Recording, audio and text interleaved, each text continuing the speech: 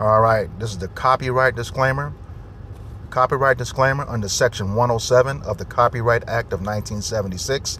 Allowance is made for fair use for purposes such as criticism, comment, news reporting, teaching, scholarship, education, and research.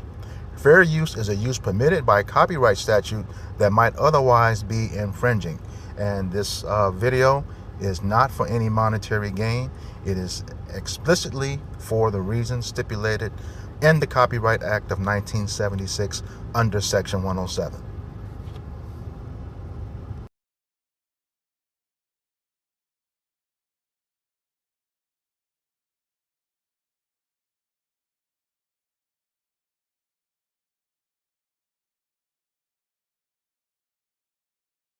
The moment the doctor said, "If this baby dies, somebody's getting charged with murder," Trinity Pogue's entire expression changed. She stood up, walked out, and said one thing: "I'm calling my parents." It was the first crack in her calm, and the moment Julian Williams realized something was very, very wrong. Julian J. Williams, father of JD, testified he was fine, normal. "When I last saw my son alive, he told JD, 'I'll be back,' and JD waved." Julian walked out with the trash, got in his car, and headed to Walmart and Pizza Hut. Both receipts time-stamped. Total time gone, about 30 minutes. As he pulled back onto campus, his phone rang. Trinity's voice was frantic, but Julian only caught one thing. JD, JD, no explanation, no details. He sprinted down the hallway with the pizza and Walmart bag still in his hands. When he entered the room, Trinity was holding JD limp in her arms, panicked, repeating, "I don't know what happened. He's not breathing." Julian dropped everything, grabbed his son, and ran. In the car, JD began violently vomiting. Foam, blood, half-digested chips soaked into Julian's clothes. There was no time for anything. Not the car seat, not questions, not panic. Just a desperate 4-minute drive to the ER. Doctors rushed JD inside. Julian, still covered in vomit and blood, told officers the truth. "He was with my girlfriend. I don't know what happened." When Trinity arrived moments later, she offered the first story Julian had ever heard from her about any fall. He fell off a chair. Inside the hospital room, as doctors explained the extent of JD's injuries, Julian put his nurse cousin on speakerphone to help him understand. What she heard made Trinity react. The injuries were catastrophic, nowhere close to a simple fall. On the stand, Jay told, "There had never been a moment," Julian said, when Trinity claimed she hated JD, or when he thought she would ever harm him.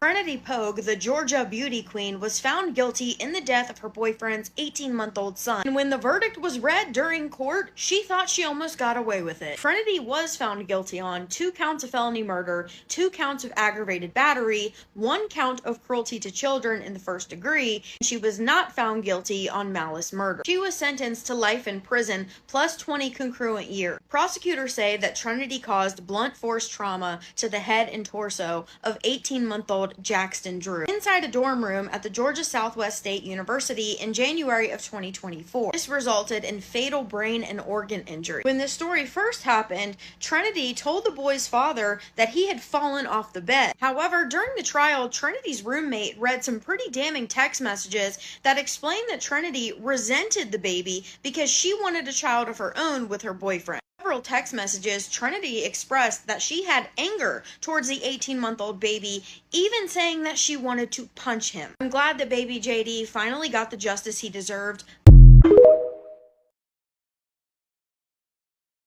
Jay, I don't know if I can do this anymore. This weekend was a struggle for me and I don't know what to do. I love you so much, but letting JD hit the wall and see the damage it did really hurt me, and it just lets me know that I don't have JD's best interest at heart.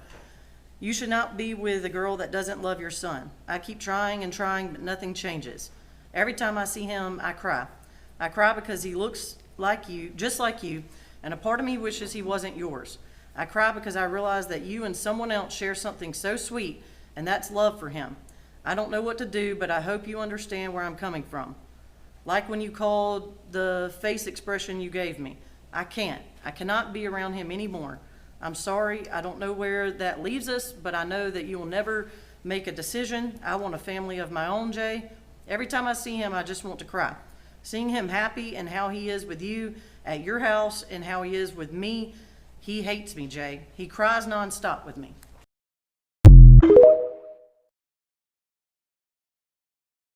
Didn't a bottle of rum or a dispute or a fight over social media passwords kill that child?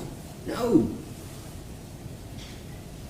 What killed that child was, with beyond dispute, it was a massive, tremendous blow to the back of his head that cracked his skull from here to here.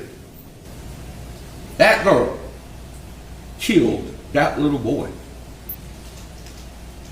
She killed that little boy. She cracked his skull out of anger, out of malice. We'll talk about all that later. She killed that little boy. She's the only person who could possibly have done it in the time frame in which it had to have occurred. Don't let these other things that don't have anything to do with Trinity Pogue, the Georgia beauty queen, was found guilty in the death of her boyfriend's 18-month-old son. And when the verdict was read during court, she thought she almost got away with it. The verdict reads as follows, as to each count. On count one, it says, we, the jury, find the defendant not guilty. Trinity was found guilty on 2 counts of felony murder, 2 counts of aggravated battery, 1 count of cruelty to children in the first degree. She was not found guilty on malice murder. She was sentenced to life in prison plus 20 concurrent years. Prosecutors say that Trinity caused blunt force trauma to the head and torso of 18-month-old Jackson Drew inside a dorm room at the Georgia Southwest State University in January of 2024.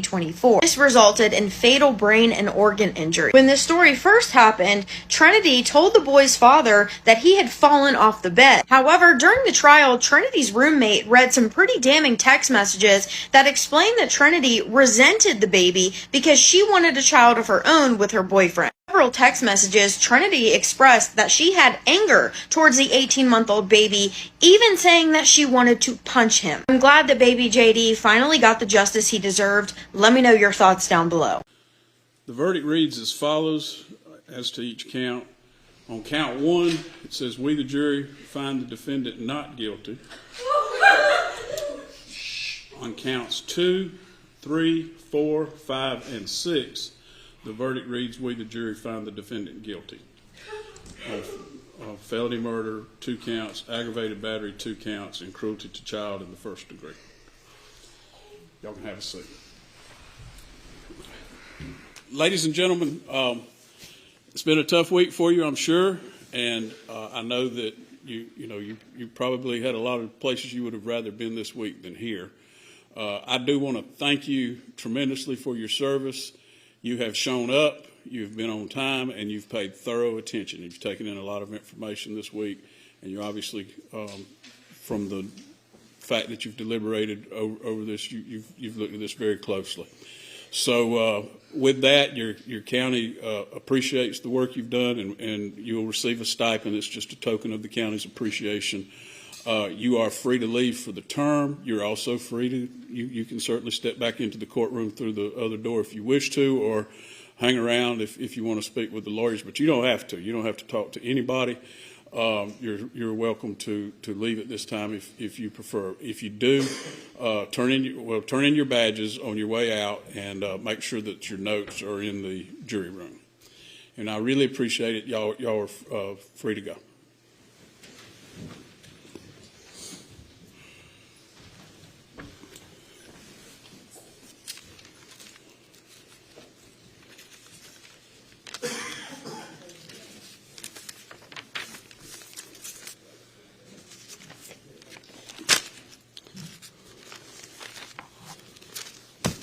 Oh, was there anything hold the jury for just a second.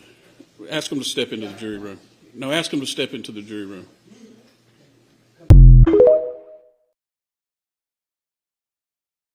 All right, Ms. Pogue, if you'll stand up, please. I don't do a lot of speaking when I'm passing the sentence. I've heard the case, and I've considered the tragedy on the left side, on my left side, and on the right side, and there's a lot of tragedy to go around here. the whole time that I'm hearing a case, I think about what the appropriate sentence would be. And this conduct all led, in my opinion, to the offense of felony murder, even the charge that, would have merged with count 3, but does not because count 3 is vacated by count 2. That's a lot of technical jargon. But the bottom line is you're going to receive a sentence of life in prison, which is the appropriate sentence for the conduct that you have been convicted of. And that is going to essentially be the sentence that the court passes in this case. You will be sent on, so on count 2, I sentenced the defendant to serve life in prison. And on count 6, I sentenced the defendant to serve 20 years in the state penitentiary. Those sentences will run concurrent. I do wish to advise you, Ms. Pogue, that you have 30 days to appeal. You also have 4 years within which you could seek habeas corpus. I hope this can bring some closure to the family. It's just a complete tragedy. And I hope that you can, in your older days, have some sort of life after serving this sentence. And life while you're in prison. I guess you just have to make the best of it. But that's the sentence of the court. I wish everybody the best.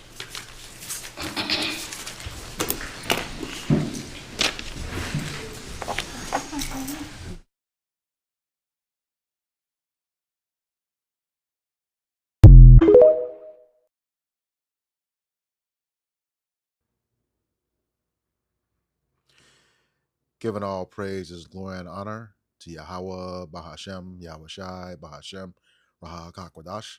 Double honors to the apostles and elders of Great Millstone who rule well in teaching me this 100% truth. Salutations to them and my fellow Akim who labor in this truth week in and week out on the highways and byways.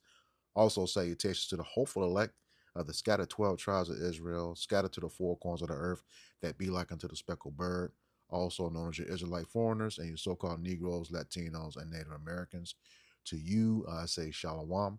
This is your brother Ayashar Barzal from the Indianapolis branch of the Great Millstone, coming back at you with another lesson that is edifying to the elect body of the nation of Israel.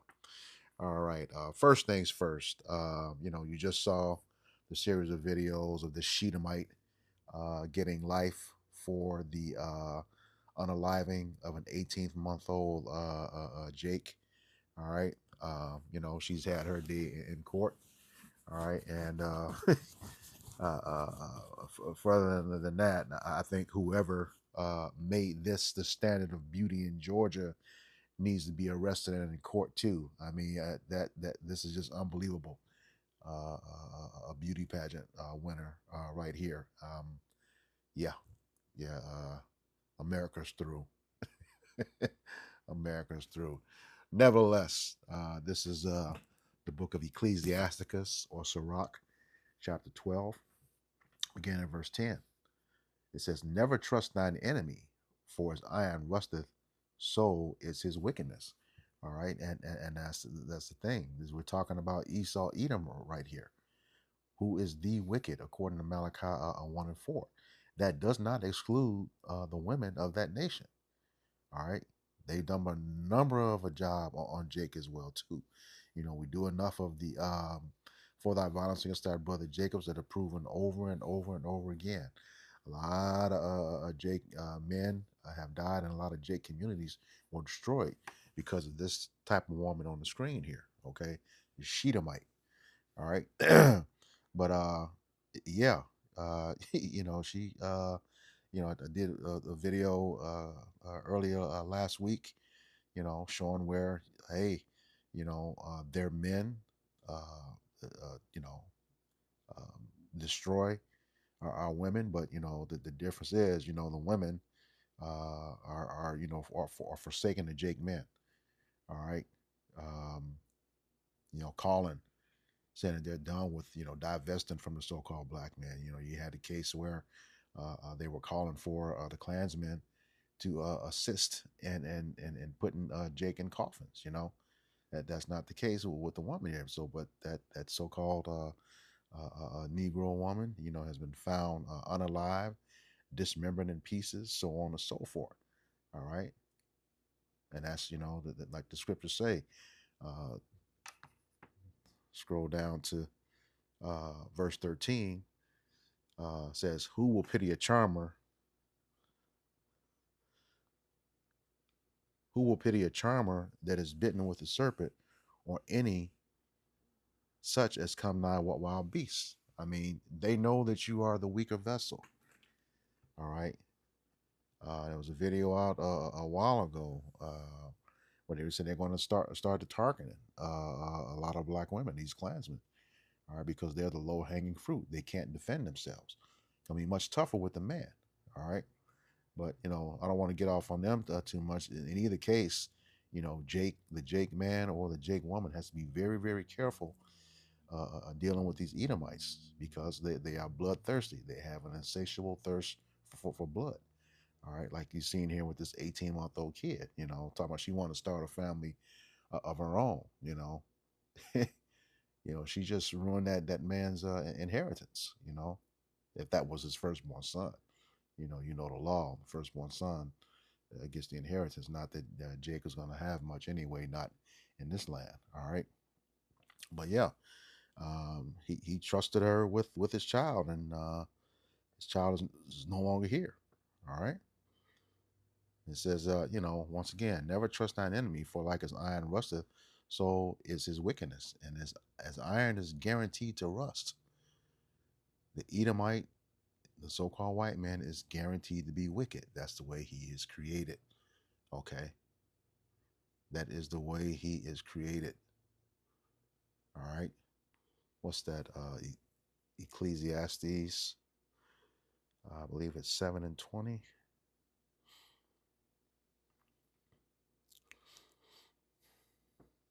No, that's not it. Maybe it's 13. Khan says, consider the work of Yahweh Bashem Yahushai, for who can make that straight which he hath made crooked? All right. And that's no one. It's just the way Esau is, both the man and the woman. All right. Now, and it's going to be the same in the kingdom. The man's never going to change. But that woman, once she realizes who's in power, she's going to humble down, and be a worthy a concubine. Some of them, they won't look like the one that you just saw on the screen. That's for sure. That's not a beauty standard. I don't know who came up with that shit. All right. But they, like I said, they need to be arrested too and do some time for that shit. All right. But in any case, yeah, that was just foul. What she did, Jake has to be very careful. The woman, she's on her own. She's most of them have lost their covering. Nothing we can do about that. But the Jake man has to protect himself. All right. He has to. So you got to be careful about these heathen, especially Edomites. They know their time is short, and they are not going to go out without a fight. That's both the man and the woman. All right. Slakia. So yeah, let's get back to Sirach chapter 12 and verse 11. Says, though he humble himself and go crouching, yet take good heed and beware of him, and thou shalt be unto him as if thou hast wiped a looking glass, and thou shalt know his rust have not been altogether wiped away. They're not going to change. Even behind all that makeup she had on, that was wicked. Crushing that baby's skull. Even though the scriptures say no one perishes being innocent, that's another going into another tangent. But yeah, she did a horrible thing, and you heard the results of what that did. 18-month-old kid, man. But she's gonna pay for it now. All right, she's definitely gonna pay for it, and they all do. All right, but Jake has to be very, very, very, very careful. In these times, we're coming to the end here, and if you ain't right with Yahweh Bashem Yahushai, things like this happen. Let me skip over to Sirach chapter 13. Scroll down.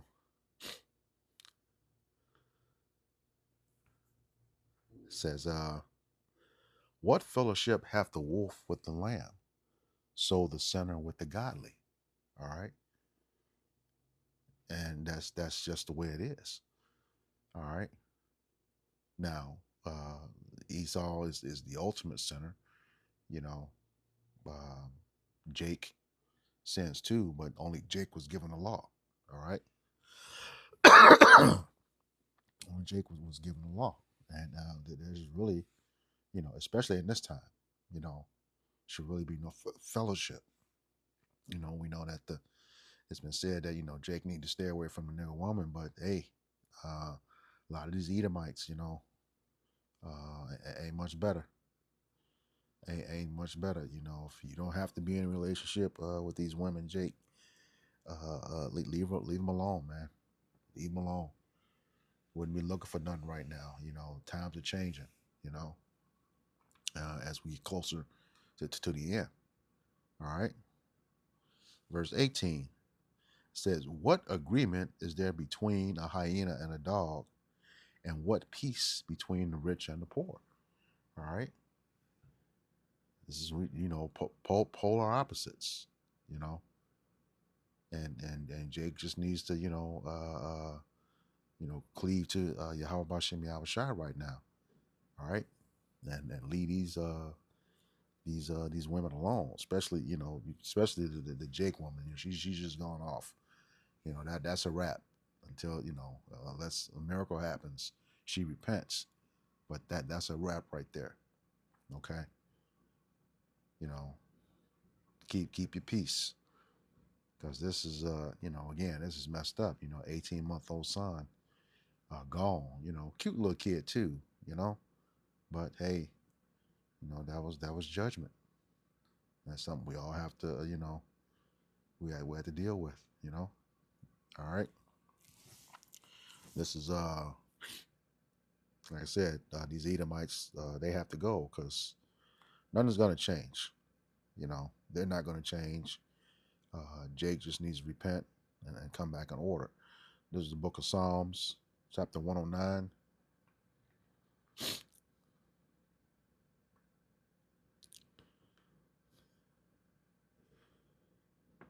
All right.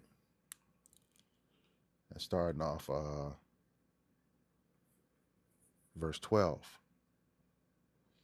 Says, let there be none to extend mercy unto him. This is talking about the wicked, Esau, Edom. Neither let there be any to favor his fatherless children. All right, because as Isaiah 14:21 says, prepare slaughter for his children for the iniquities of their fathers. All right. Yeah, that father's going to be taken out. The whole seed line is going to be taken out.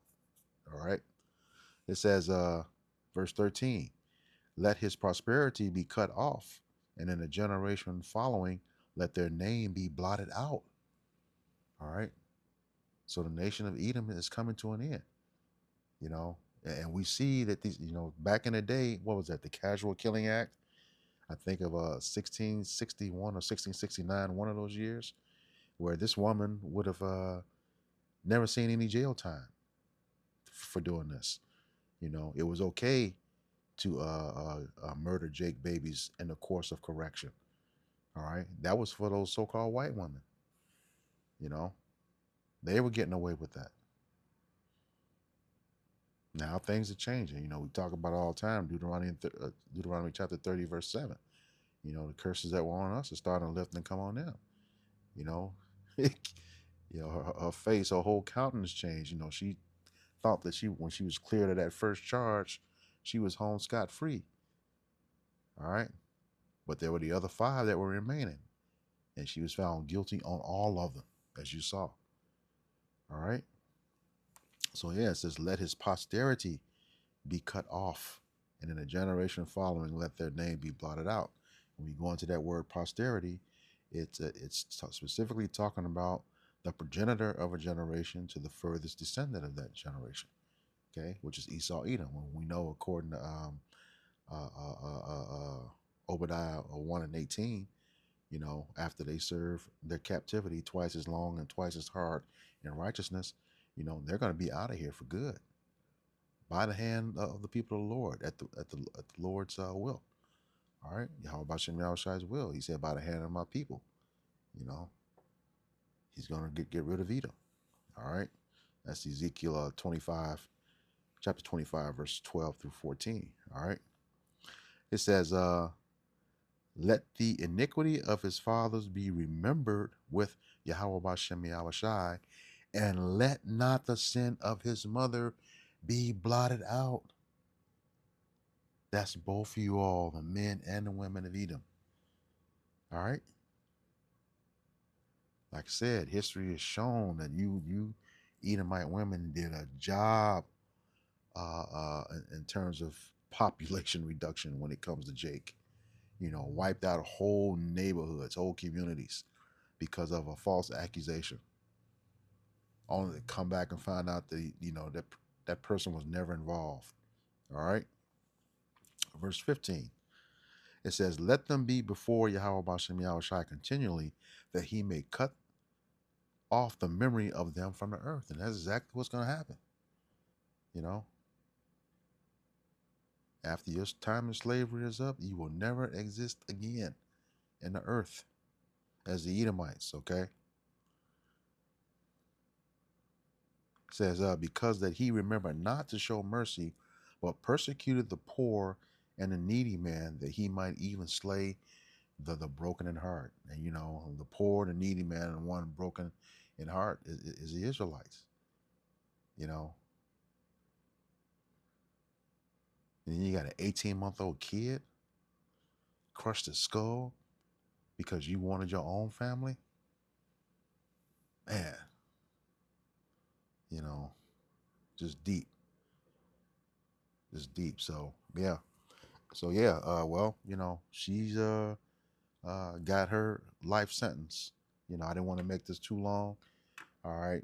And hey, judgment is starting to come down on Esau Edom. So with that, I hope this lesson was edifying to the elect body of the nation of Israel. Once again, I'm going to give all praises, glory, and honor to Yahweh, Bahashem, Yahweh Shai, Bahashem, Rahakakwadash. Double honors to the apostles and elders of the great millstone who rule well in teaching us this 100% truth. Salutations to them and my fellow Akim who labor in this truth week in and week out on the highways and byways.